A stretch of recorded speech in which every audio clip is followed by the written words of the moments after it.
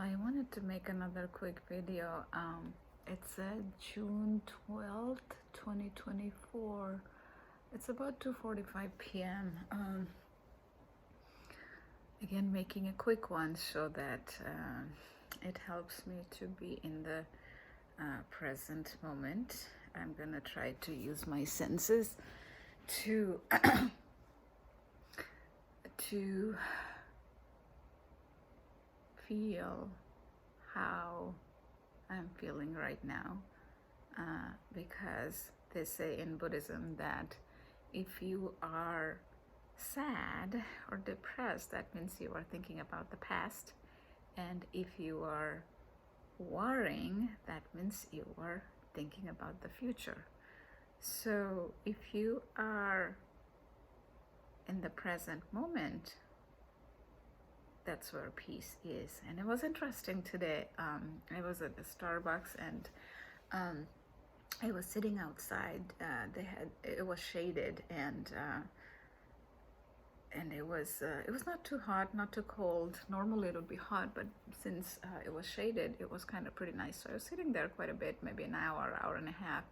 And a car was parked a little bit further, and I could see that the back of the car, it was written peace, not on the license plate, but just at the trunk area, like this big, like the whole, I would say the whole trunk area, the car was red, and I took a picture of it, and it said the word peace. And I kind of took that message from the universe that I am working a lot of things to keep finding inner peace. And in the last several months, even though times have been challenging, but here and there, by doing mindfulness, by praying in many different ways, I was able to find peace. And also mini enlightenment. The mini enlightenments are when you really feel that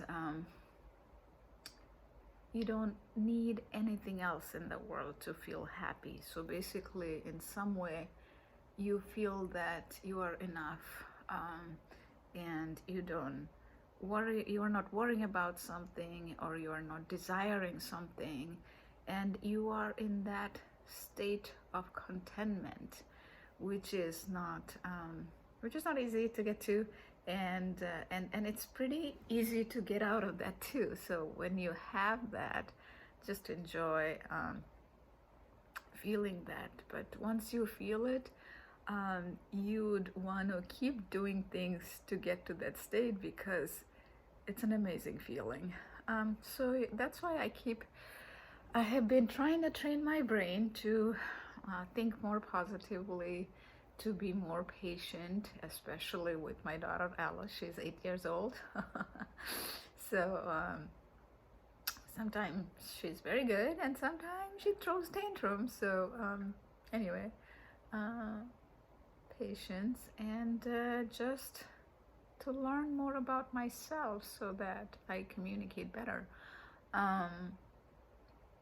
There is a book from Dale Carnegie, how to make friends and influence people in the digital age, because the actual book was written about 100 years ago. So that's an old book that doesn't talk about the emails and social media, texting, all of that.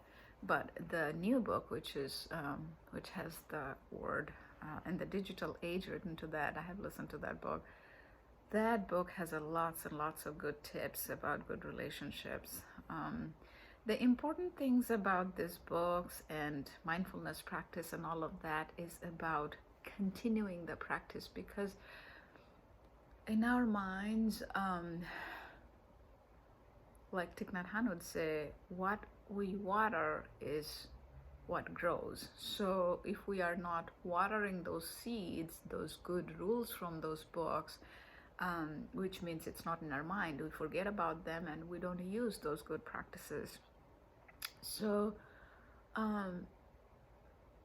not all of those practices are really necessary. It's what resonates, and if we continue with that, even if just one practice that resonates, just continuing with that, that would help.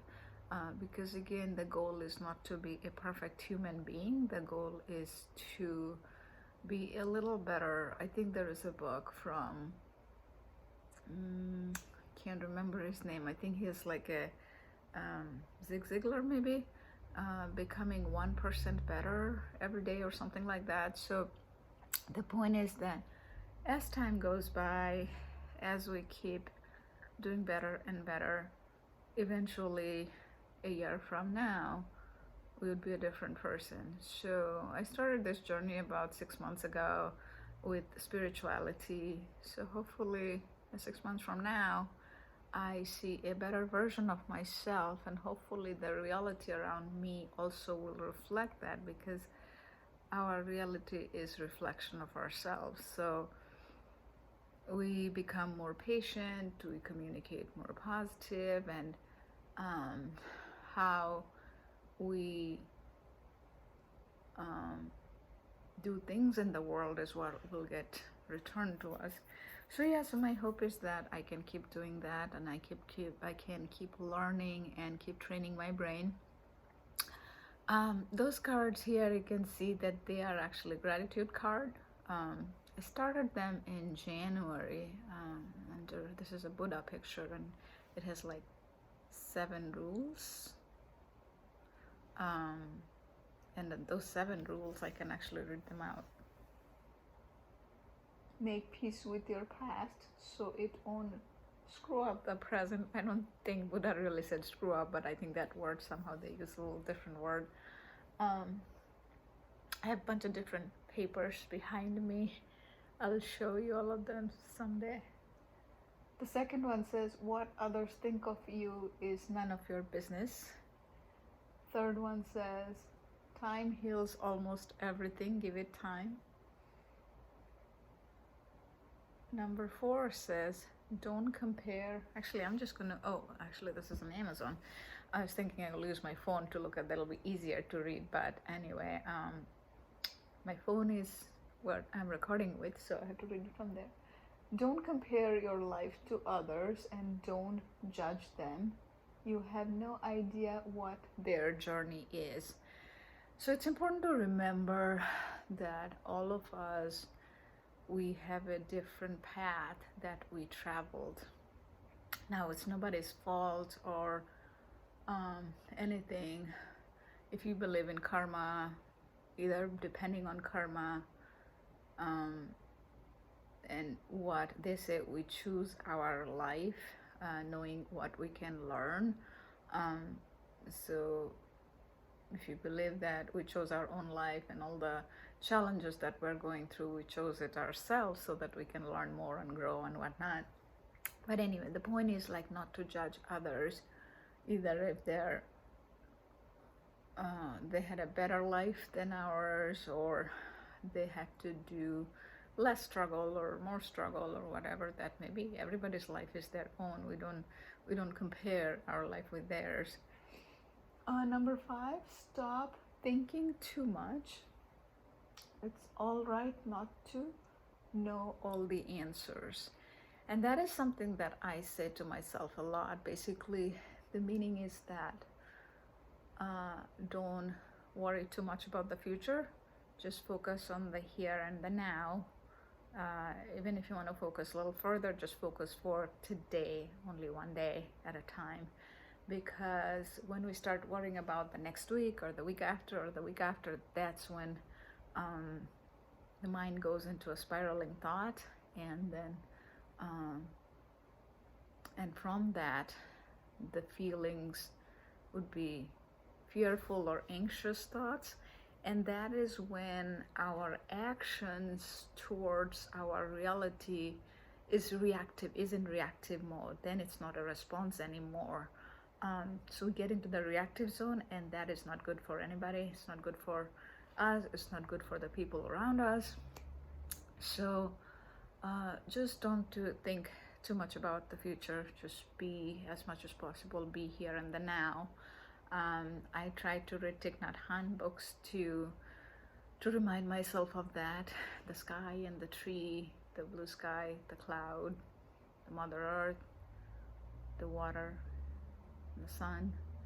I talk about it a lot, those constants in our life, because that also, along with our senses, that is also something that can help us to bring us to the present moment. And those two versions that I talk about, this version which is nice and kind and compassionate and wants to be a good difference maker in the world, that is the part you want to get activated. Whereas the other part, the sad and the negative and the anxious, you want to figure out a way to not activate that part, because we all have those two sides. And our job is to live consciously so that this part stays activated, because this is the one that is an autopilot. And unfortunately, that is 95% of our thoughts and emotions. So we have to constantly keep ourselves in this zone. Now, it may sound very tiring to do that with just 5% of it. The good part of it is, as we keep trying to do that, then that becomes a good habit. And we just have to continue practicing that. It's almost like gym. When we go to the gym, we stay thin, and as long as we eat some healthy food too.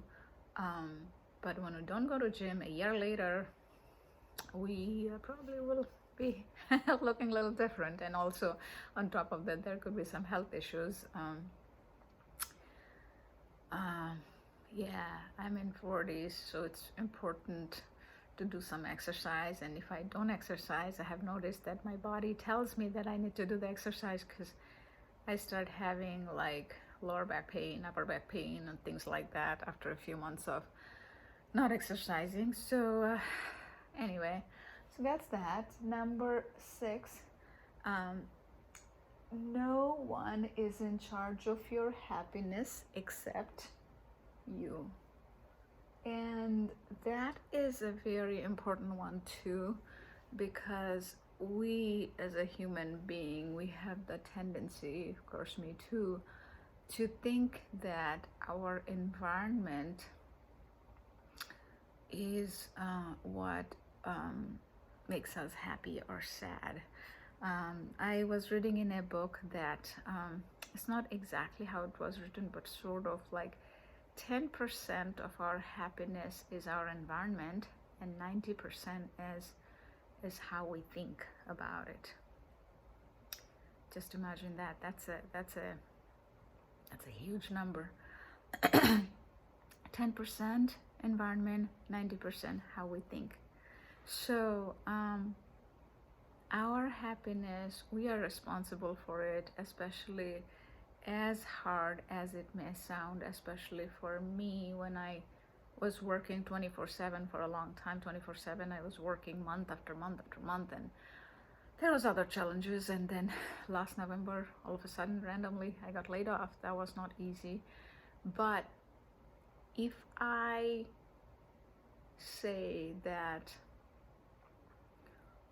okay, this is I'm the victim, this happened, would any of this come back or anything? I have to, as much as it might sound like Buddha, some people may think it's kind of sarcastic, but I would say that I have to take the responsibility, like, for my reality, right? How, or have to figure out a way to let go of it. And there are times I'm able to let go of it. I'm like, oh, I'm grateful that this happened, and that's why I got into this spiritual journey, and I was able to find real inner peace even with all that craziness. But at times I go back to that sadness, and I think it is okay for a human being to have that. It doesn't have to be that, oh, okay, I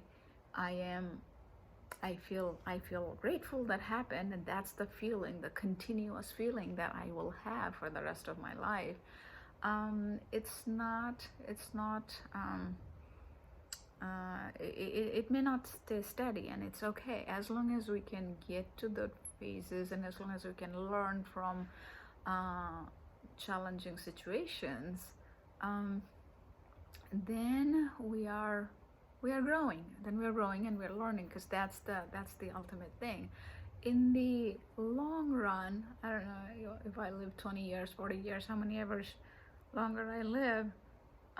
In today's day, whatever is happening with Alice's health situation, she broke her arm, she got rashes again. The broken arm also is like again. So anyway, in the long time, 5 years from now, situation would be different. We probably will think of the events a little differently, that it helped us to grow and learn.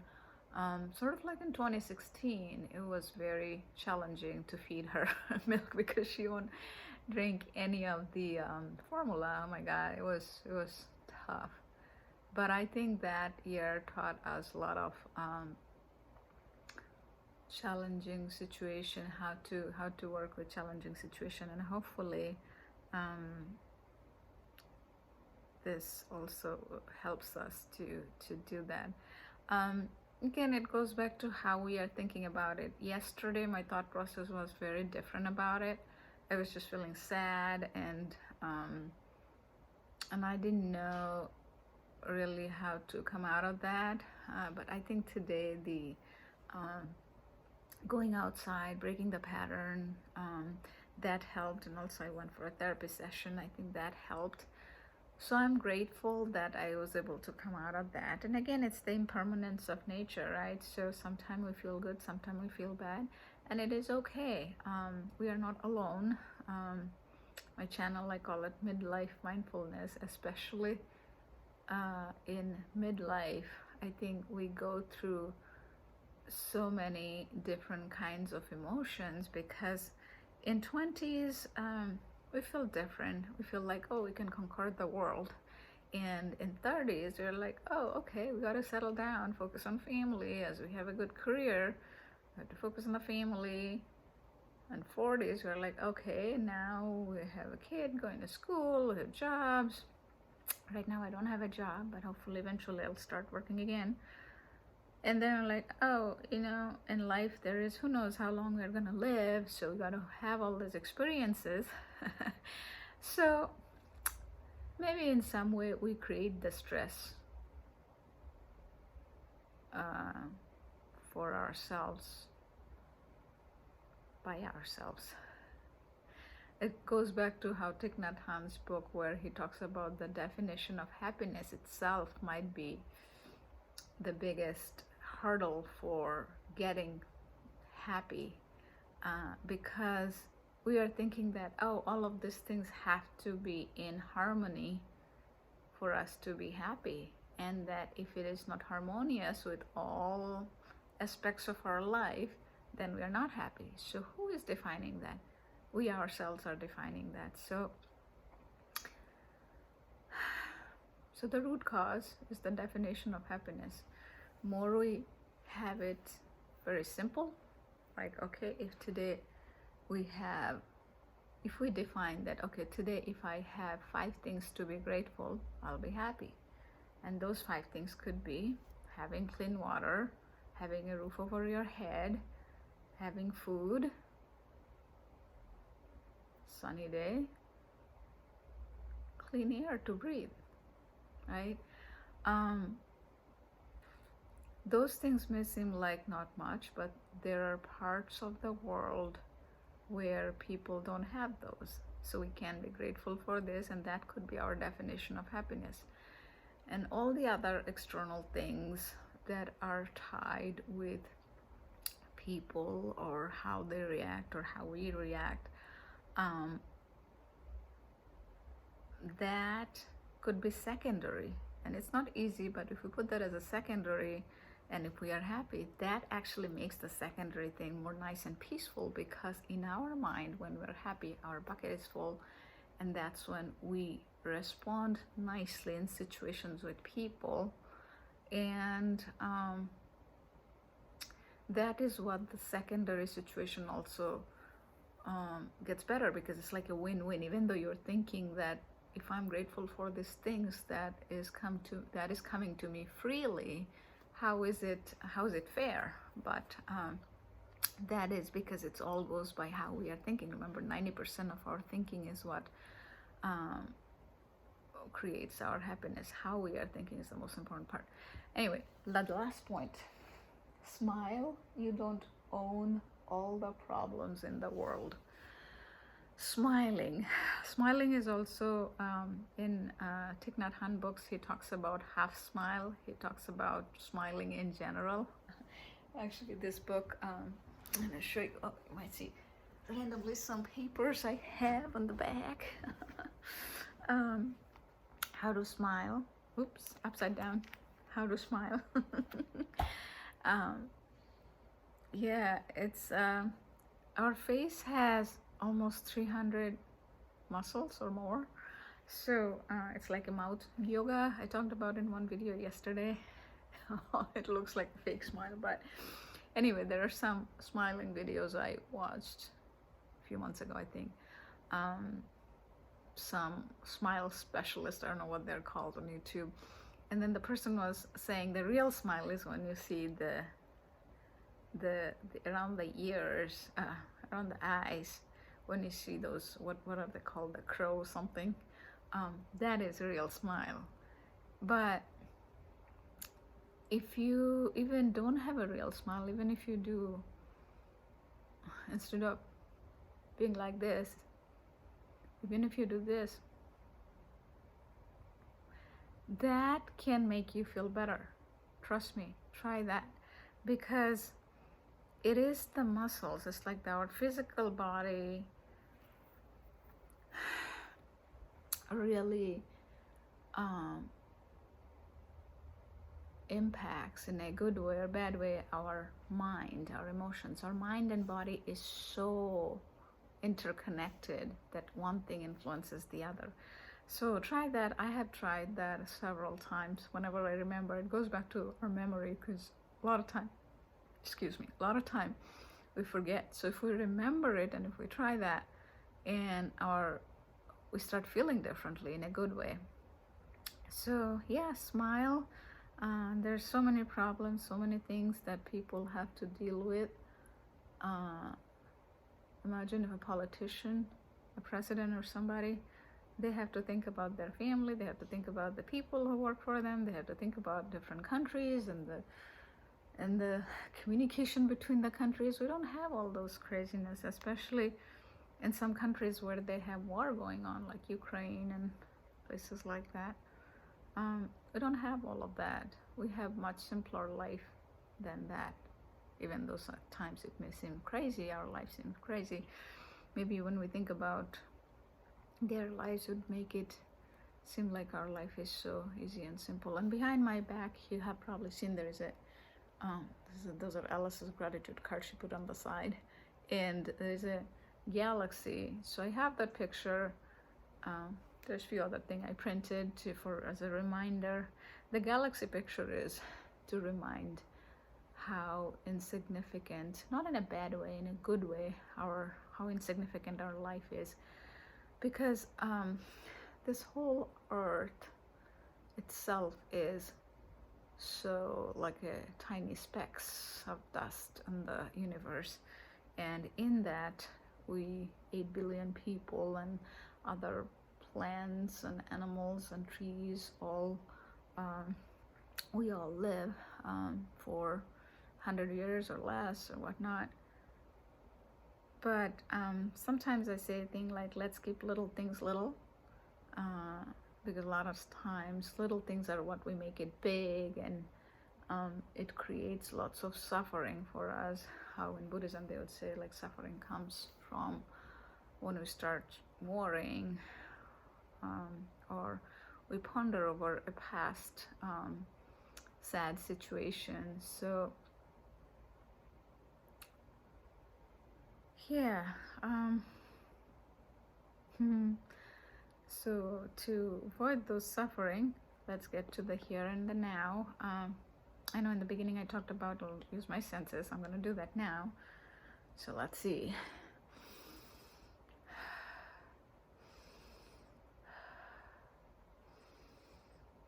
I can't really smell anything. I can hear the sound of the air conditioning. I can't hear anything else at the moment other than me speaking. I see a bunch of different colors in the room, probably all the colors of the rainbow pretty much. See, we have all these colors, but we don't always notice, but we do have all the violet, blue, green, orange, red, light blue, dark blue, all of that. Taste. I had some sushi. That was good. My husband had some leftover after I came home. He was kind enough to give me that, so I had some of that and had some other stuff. So that was good.